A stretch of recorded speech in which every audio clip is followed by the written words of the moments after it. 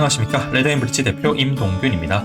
오늘은 평범한 사람을 위한 마켓 타이밍, 리밸런싱의 모든 것에 대해서 말씀드리도록 하겠습니다. 레드앤브릿지 베이직 투자 칼럼 세 번째 영상입니다. 오늘 할 컨텐츠 말씀드리도록 하겠습니다. 먼저 변동성은 왜 리스크인지에 대해서 설명드릴 것이고요. 그리고 리밸런싱이 무엇인지 말씀드리겠습니다. 그리고 시나리오에 따라서 리밸런싱 성과를 보여드릴 것이고요.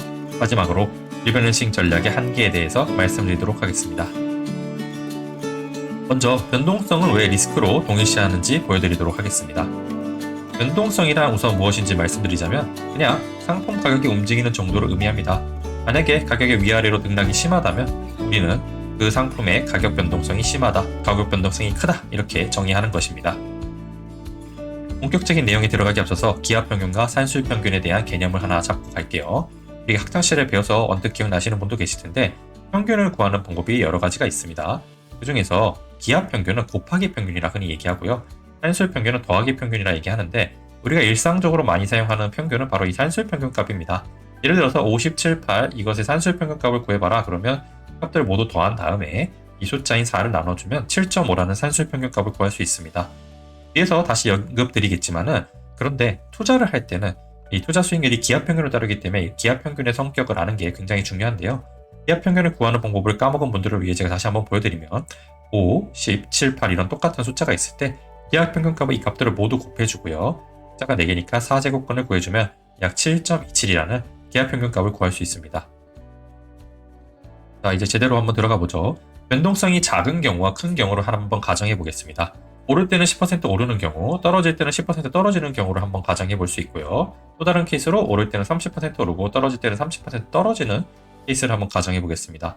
우리가 산술평균적으로 생각을 해보면 10% 오르고 10% 떨어지는 경우나 30% 오르고 30% 떨어지는 경우나 합쳐보면 산술평균 값이 0이 나오지 않습니까? 그러면 이 투자 수익률이 0%로 귀결되겠구나 이런 식으로 생각을 해볼 수 있는데요.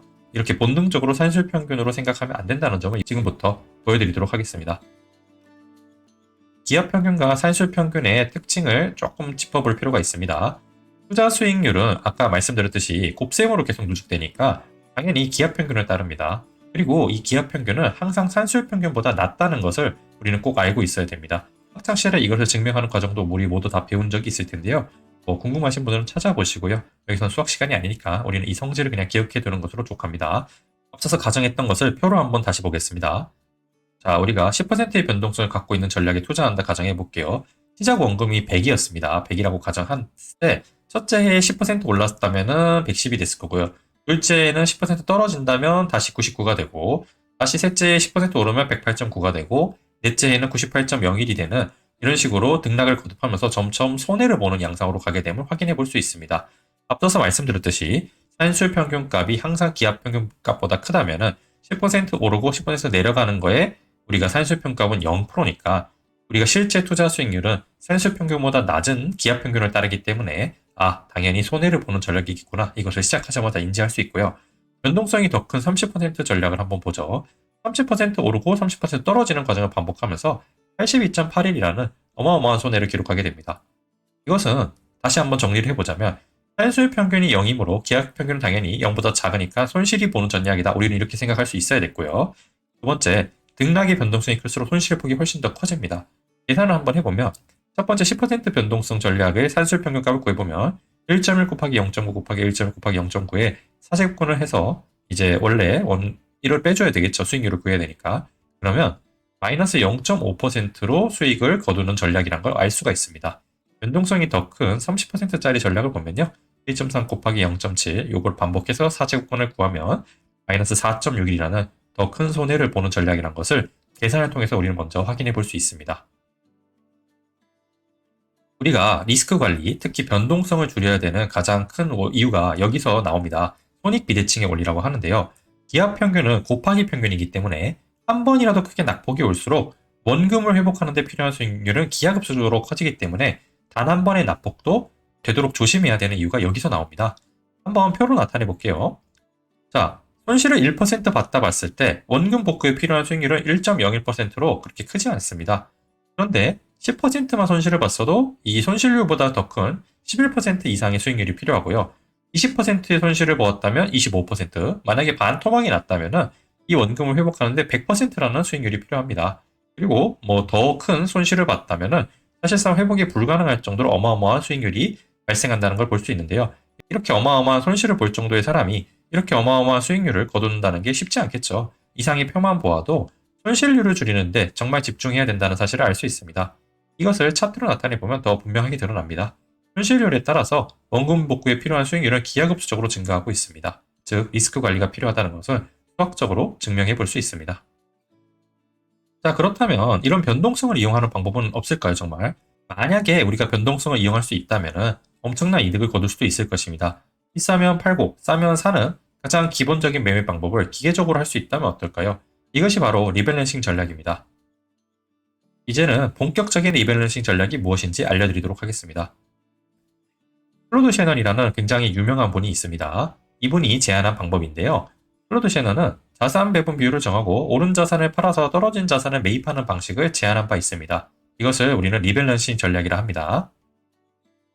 자, 예를 들어 볼게요. 주식과 채권을 6대4의 비율로 투자를 하는 분들이 리밸런싱을 한다 가정해 보겠습니다. 처음에 투자 자산이 100이었고 이것을 주식의 60, 채권의 40으로 배분을 했습니다. 그때 시간이 지나서 주식 가격이 상승해서 주식은 90이 되고 채권 가격은 하락하여 30이 됐다면 이 중에서 오른 주식의 90 중에 총 자산 120에 맞춰서 6대4로 다시 배분을 한다면 90 중에 18을 팔아서 72만 보유하고요. 이 18을 일부 채권에 넘겨서 채권을 산다면 채권은 48이 될 것입니다. 이것을 합치면 다시 120이 되겠죠. 즉 6대4로 이런 식으로 계속 리밸런싱 할 수 있을 것입니다. 우리가 이런 처음 정한 자산 배분 비중에 맞춰서 계속적으로 이 비중을 유지하고자 노력하는 방법을 리밸런싱 전략이라고 합니다. 그런데 이 리밸런싱 전략이 바로 변동성을 친구로 만드는 방법인데요. 하나 가정을 해볼게요. 동전의 앞면이 나오면 2배를 받고 뒷면이 나오면 50%를 잇는 규칙 A가 있다 가정해 보겠습니다. 여기에 똑같은 규칙 A 전략을 단지 가진 금액의 절반만 투입을 한다는 규칙 B가 있습니다. 규칙 A와 규칙 B를 비교해 보면 어떻게 될까요? 규칙 A는 우리가 직감적으로 생각해 볼 수 있듯이 그냥 수익률의 변화가 없습니다. 계속 오르락내리락을 반복하게 될 뿐이죠. 그런데 단지 전자산의 절반만 베팅했는데 도리어 수익률은 올라가는 기괴한 현상을 우리가 확인해 볼 수 있습니다. 이런 것을 우리가 샤넬의 도깨비라 하는데요. 왜 이런 현상이 일어났는지 한번 살펴보도록 하죠. 규칙 B는 도대체 뭐가 달라진 걸까요? 규칙 B는 실제로는 현금과 규칙 A를 50대 50으로 리밸런싱을 했기 때문에 이런 결과를 얻을 수 있습니다. 리밸런싱 하면은 뭐가 달라지는가? 계산을 한번 해볼게요. 규칙 A가 기하평균 수익률을 우리가 앞서서 구해보면 얻을 때는 2배를 얻으니까 2를 곱해주고 잃을 때는 반토막 나니까 0.5를 곱해서 4제곱근 4번 했다 가정했을 때 어찌됐든 수익률은 0%로 귀결되는 이런 전략이었습니다.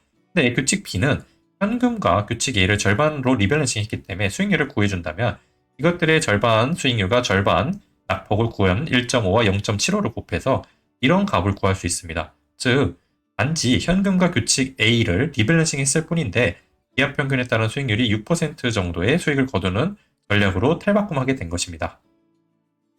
그러면 이런 리밸런싱 성과가 항상 잘 나타나는지 시나리오에 따른 결과를 한번 보여드리도록 할게요. 먼저 하나 가정해 볼게요.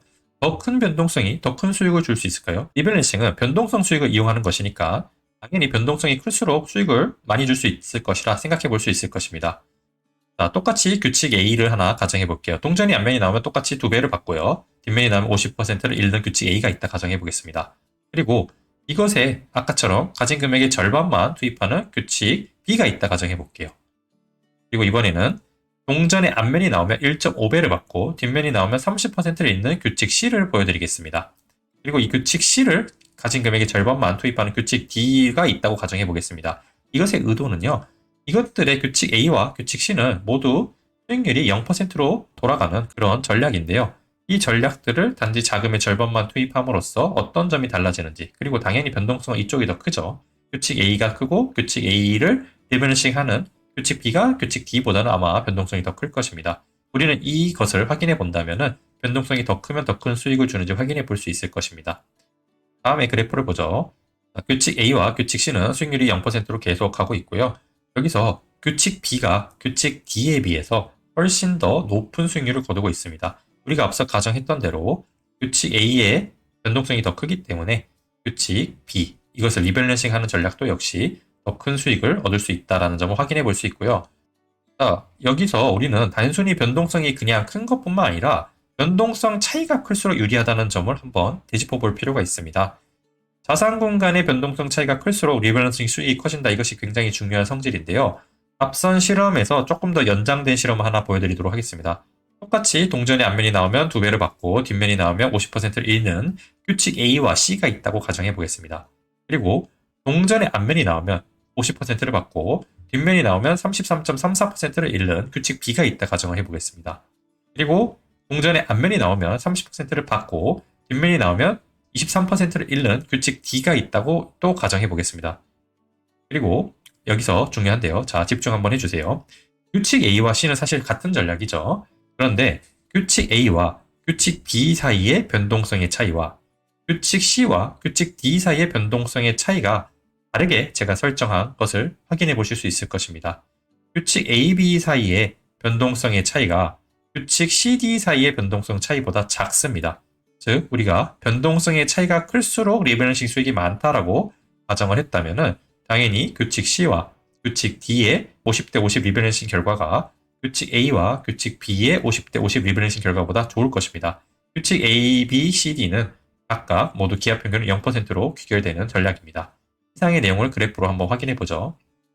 예상대로죠. 변동성 차이가 클수록 유리하다는 것을 우리는 알 수 있습니다. 규칙 A, B, C, D는 모두 0으로 귀결되는 수익률을 보여주고 있는데요. A, B를 리밸런싱한 전략은 우상향하기는 하지만은 C, D를 리밸런싱한 전략에 비해서는 낮은 수익률을 보여주고 있습니다. 즉, 리밸런싱 스윙은 변동성 차이가 클수록 유리하다. 이것이 오늘의 핵심 주제이기도 합니다. 자, 그러면 우하향하는 자산으로도 수익을 만들 수 있을까요? 동전의 앞면이 나오면 40%를 받고 뒷면이 나오면 30%를 잃는 규칙 A가 있습니다. 그리고 동전의 앞면이 나오면 20%를 잃고 뒷면이 나오면 15%를 받는 규칙 B가 있습니다. 이것이 앞면과 뒷면에 서로 받고 있는 게 다 반대라는 것을 눈여겨봐 주시고요.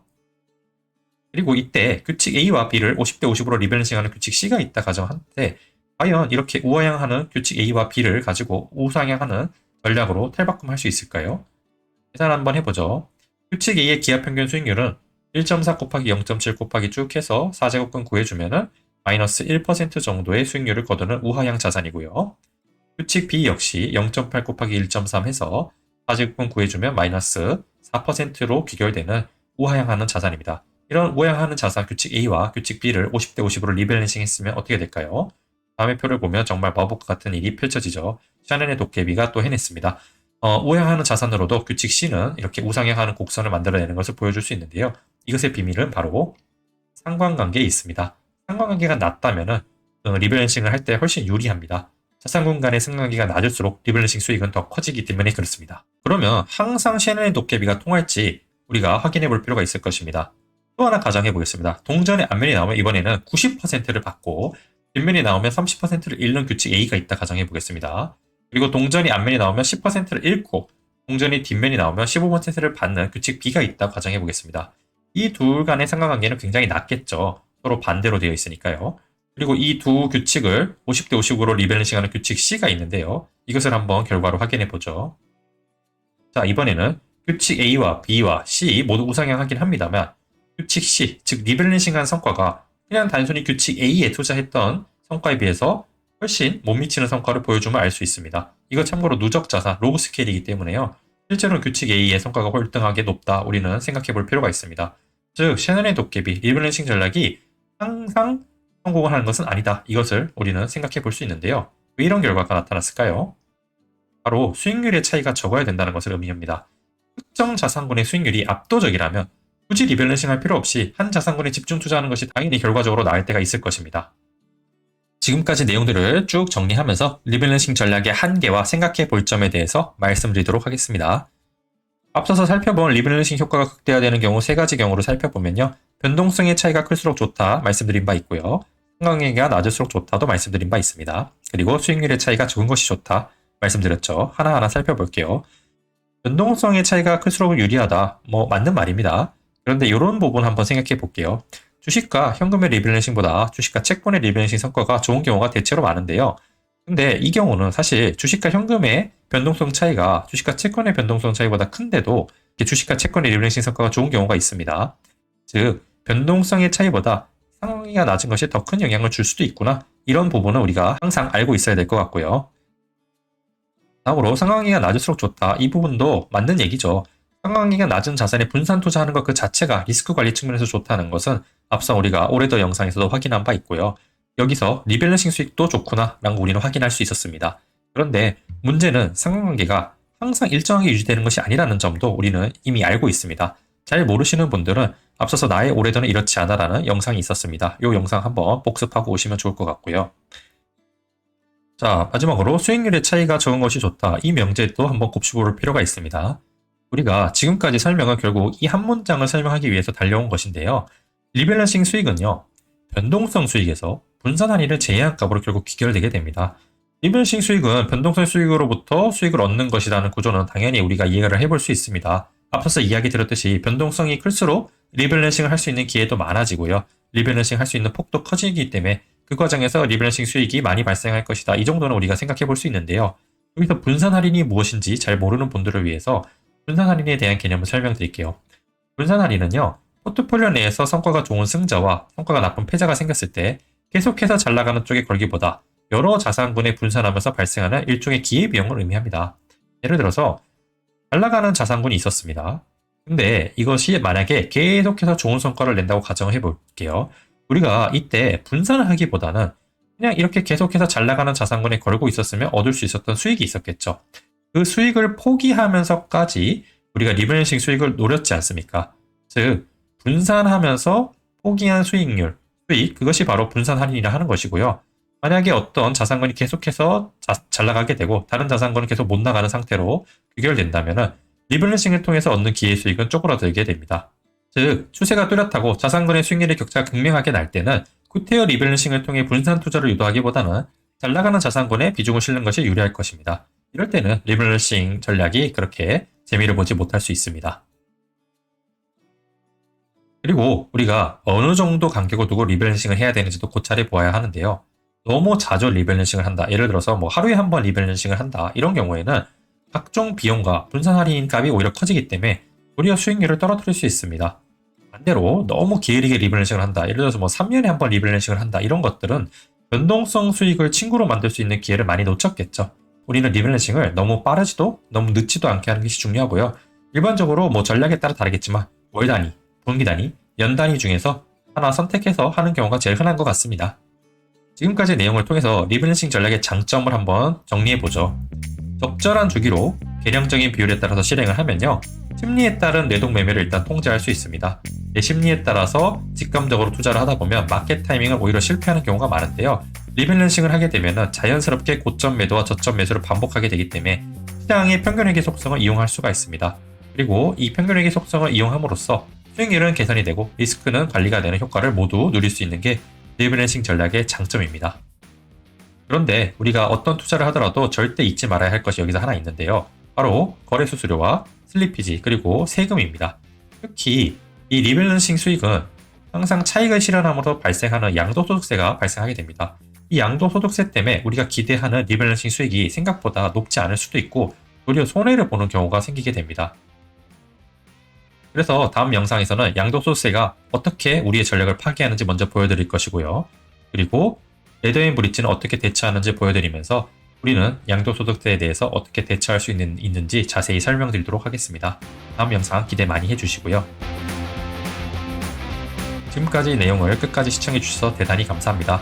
레더앤 브릿지의 앞으로의 성과와 투자 철학이 궁금하시다면 구독과 좋아요, 알림 설정을 부탁드립니다. 모두를 위한 보혜사다리 레더앤 브릿지였습니다. 감사합니다.